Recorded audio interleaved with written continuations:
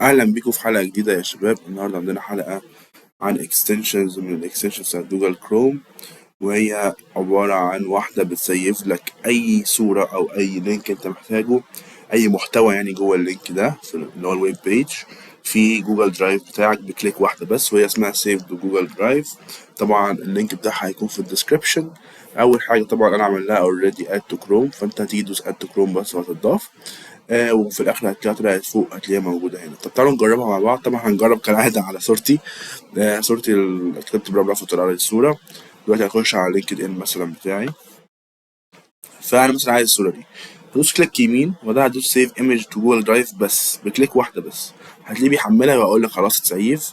ممكن دلوقتي نروح لجوجل درايف ونشوف هي موجوده فعلا فين، بدل بقى ما نقعد نحملها وبعدين نروح لدرايف ونعمل ابلود كمان مره. لا، احنا على طول هنلاقيها متسيبه على طول عندنا هنا.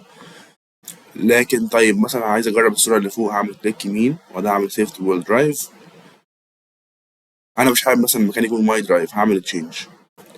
فمثلا هختار تشينج ديستنيشن فولدر، ومن هنا اختار مثلا ايمجز وبعدين ندوس سيلكت.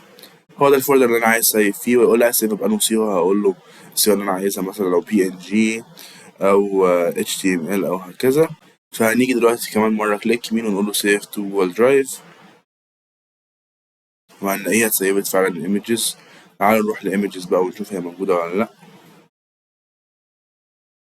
وفعلا هي موجودة زي ما انتم شايفين بكل بساطة، ممكن نفتحها كمان حتى. آخر حاجة ازاي تسيف كونتنت بتاع ويب بيج عندك. هنيجي مثلا عند أي ويب بيج، مثلا نجيب واحدة عن الجينيريتيف اي اي. أنا عايز أسيب الكونتنت ده في مكان ما عشان هستخدمه مثلا بعد كده في ريسيرش أو حاجة.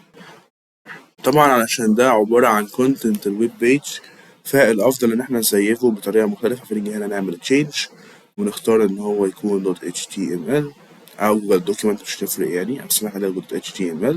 دلوقتي نيجي كمان مرة نعمل سيف تو جوجل كروم،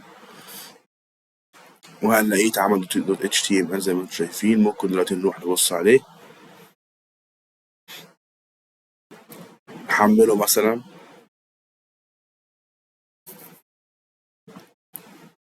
ونفتحه كمان مرة هنلاقيه موجود زي ما انتم شايفين. بس فده اللي كان عندنا النهاردة في الفيديو. شكرا جدا ليكم بالمشاهدة، متنسونيش باللايك والسبسكرايب والكومنت والشير، وشكرا جدا لكم على الدعم المستمر. مع السلامة.